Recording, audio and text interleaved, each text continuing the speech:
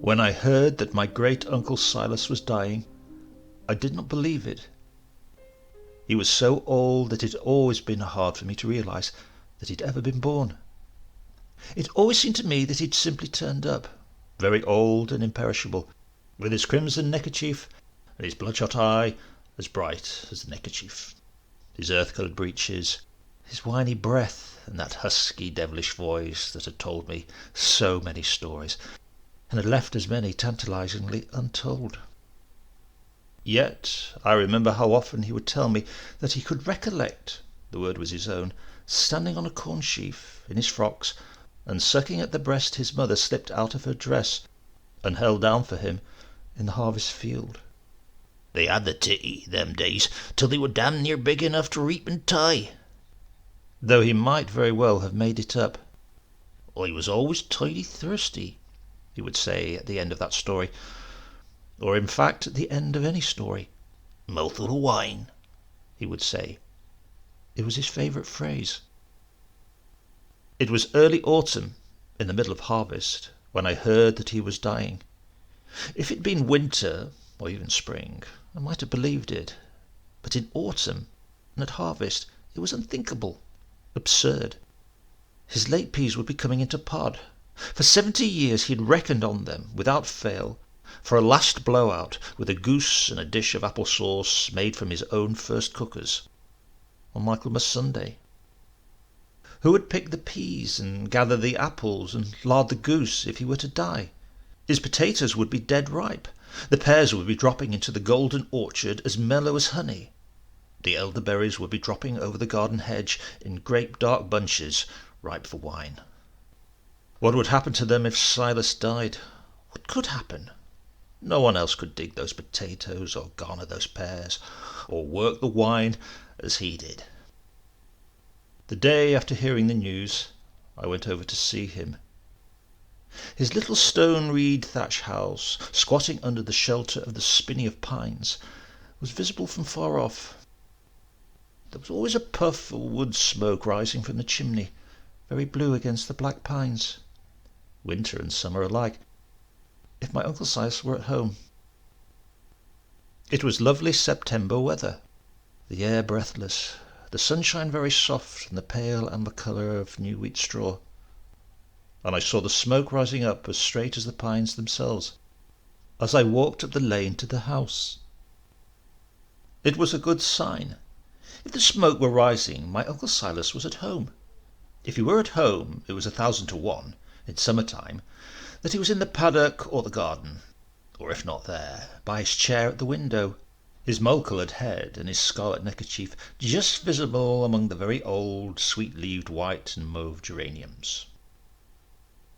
But that afternoon he was not in the paddock, where the wheat stood ripe and half-mown, and I could not see him in the garden, where the pears lay wasp-sucked and rotting in the yellowing grass. Walking up the garden path, with the rank marigolds and untidy chrysanthemum stalks swishing heavily against my legs, I frightened a jay off the pea-rose. I stopped at once, but my Uncle Silas did not appear. The jay squawked in the wood. A jay on the pea-rose, and no sign from my Uncle Silas. I did not even look for him at the window, among the geraniums. As I reached the door of the house, I heard the clopping of the housekeeper's untied shoes coming along the stone passage to meet me. Before she appeared, I stepped over the threshold and looked into the room. The house was the same as ever, and the same eternal smell of earth and tea, of wood smoke and balm, of geranium leaves and wine. There was even the faint earth smell of my Uncle Silas himself. But his chair was empty. The housekeeper appeared a moment later, as scrawny and frigid as ever, and more straight-lipped, in the same black skirt and grey shirt blouse, and iron corsets that she seemed to have worn ever since my Uncle Silas had first engaged her, bringing with her, as she'd done for so many years, that smell of carbolic soap which had so often made him say, "I do believe you were settled on soap." But that afternoon she looked tired. She seemed relieved to see me, and she broke out at once. Oh dear, he'll wear me out." There was a sort of melancholy affection for him in her voice, and I knew at once that there must be something wrong. "Where is he?" I asked. But before she could reply, his own cracked voice called suddenly, "I'm in here, me boyo, in here." "Where's that?" I called. "In the parlour," the housekeeper whispered. "All among the faldydolls," called my Uncle Silas. "Come in." As I walked across the passage between the two rooms, the housekeeper entreated me in another whisper. "The doctor says you mustn't tire him." The doctor? My Uncle Silas not to be tired? He could have mown a 40-acre field and not be tired. It was all over, I thought, as I pushed open the parlour door and went in and met the stale antimacassar odour of the closed room. And there, under the window, on an all-black couch of American leather, with the green horse rug over him and his sun-brown arms lying uselessly over the rug, lay my Uncle Silas. By his side was the night-commode, and a little bamboo table with 2 wine-glasses and 2 bottles of lemon-coloured and blackish medicine on it. "Now don't go and talk and tire yourself," said the housekeeper. "Go and wring yourself out, you old wet sheet," he croaked. "What's that? If you ain't careful, I'll pack me bags and leave you lying there. So I'll tell you." "Pack it, and good riddance." And I will." She flashed off to the door. It was the old game. She was always leaving and never leaving, and my Uncle Silas was always dismissing her and always keeping her.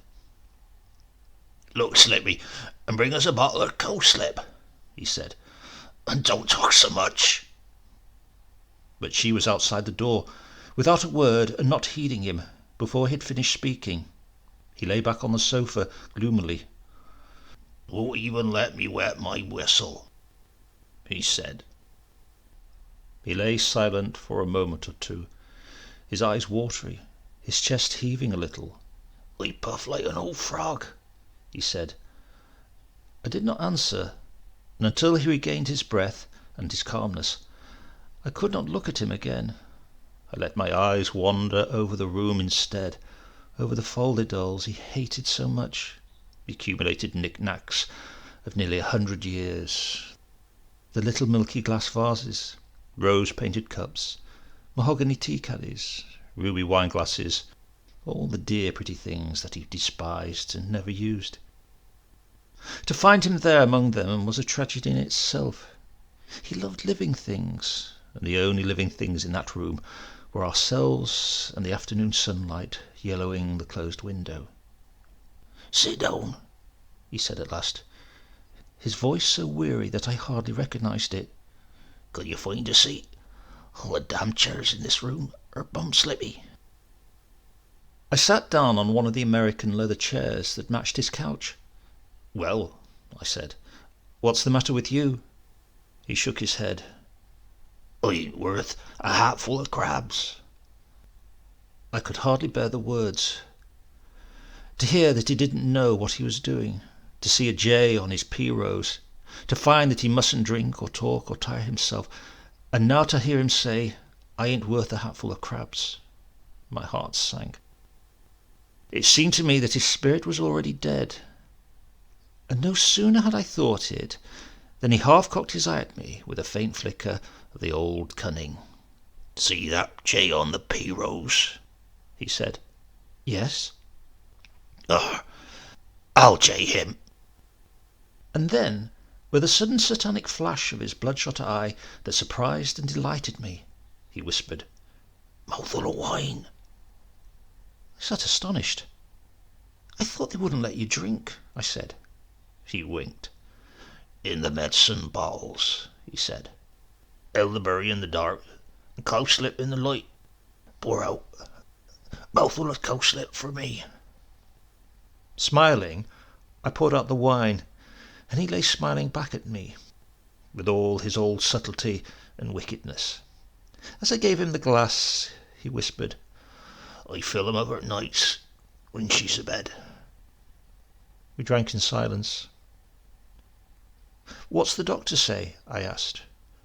"Says another drop of wine will kill me."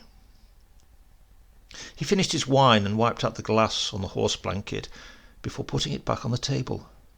The wine twinkled in his eyes and had already flushed away the dead yellow colour of his skin.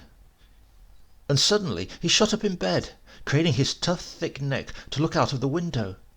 "That's he again. God damn it, go and get my gun." I knew he meant it, and I rose at once and went to the door. But he had raised his voice, and the housekeeper had heard him. She was in the room before I had moved, with the old despairing cry, "Oh, he'll wear me out!" She seized him sternly, forcing him back on the pillows while he shouted at her. "You interfering old tit! I'll shoot that jay if I have to shoot you first." "He don't know what he's saying or doing," she said to me, and then to him as she straightened his blankets inexorably. "You'll take your medicine now, jay or no jay, and then get some sleep." As she took up the dark medicine bottle and poured out his measure into the wine glass, he kept lolling out his tongue sick fashion and rolling his eyes and complaining. "It's like drinking harness oil and vinegar. Oh, it's like drinking harness oil and vinegar. Yeah. Drink it." She forced the glass into his hands, and he crooked his elbow on the pillow, lolling his tongue in and out. She turned away to draw down the blinds. No sooner was her back turned than he lifted his glass and gave me a swift, marvellous look of the wickedest triumph, licking his thick red lips and half closing his bloodshot eye. The glass was empty, and he was lying back on the pillows, smacking his mouth sourly, before she turned her head again. "I'll come and see you," I said, with my hand on the door latch. "Do. I'll have the taters out next week, and the wheat down. Come and give us a hand." The faint shadow of that wicked and triumphant smile flickered across his face. "So long, me boyo." Outside in the garden, I asked the housekeeper what was the matter with him. "It's senile decay," she said. "He's losing the use of his legs, and half the time he don't know what he's doing.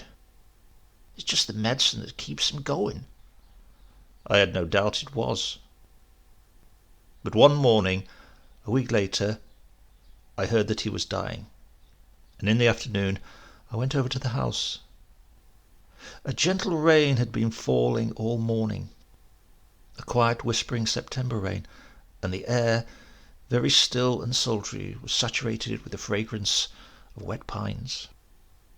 Crossing the paddock, I noticed that the wheat had been mown and half banded, and that the elderberries had gone from the garden hedge. In the garden itself there was an intense rain-heavy stillness, unbroken except for the fretful twitter of swallows gathering on the house thatch. Looking across the rank thicket of dahlias and sunflowers beyond the apple trees, I caught a glimpse of a dead blue jay strung on a hazel stick among the pea rows, its bright feathers dim with rain.